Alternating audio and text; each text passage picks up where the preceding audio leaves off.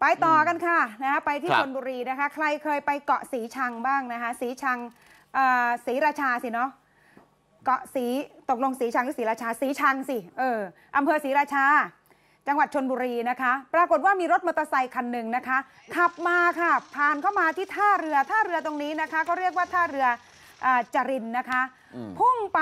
ชนราวเหล็กแล้วก็ตกหัวขมำลงไปในน้ำเลยเนี่ยค่ะเจ้าหน้าที่พยายามที่จะช่วยเหลือนะคะเนี่ยนะคะดูนะคะอ๋อแต่นี่คือเขาเอามอเตอร์ไซค์ขึ้นนะคะแต่ว่าคนเนี่ยรอดค่ะอ้าวเหรอคนรอดเพราะว่าบังเอิญมีคนอยู่แถวนั้นเยอะขี่ลงน้ำไปเลยเหรอขี่ลงน้ำไปเลยแต่ที่เห็นอยู่นี่คือเป็นกู้ภัยนะคะที่ลงไปเอารถนะคะที่ลงไปเอารถมอเตอร์ไซค์แต่คนขึ้นมาก่อนแล้วใช่ไหมคนขึ้นไปแล้วชาวบ้านช่วยขึ้นมาแล้วคือตีลังกาลงไปเลยค่ะชื่อว่าคุณกอบชนเป็นคุณลุงแล้วแหละอายุ65แล้วส่งโรงพยาบาลไปก่อนหน้านั้นแล้วรถแกตีลังกาลงไปพร้อมกับคนเลยบ้มลงไปคนเห็นก็เลยวิ่งไปช่วยคนก่อนส่วนมอเตอร์ไซค์ให้กู้ภัยมาช่วยลากขึ้นมาที่เห็นอยู่เนี่ยถามไปถามมาปรากฏว่าเกิดเหตุการณ์อย่างนี้ค่ะครับ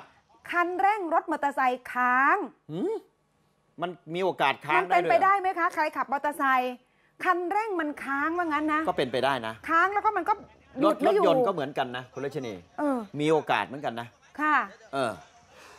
เป็นไปได้ใช่ไหมคะเป็นไปได้มันก็เป็นไปได้ดูรถแกก็ดูไม่เก่ามากนะ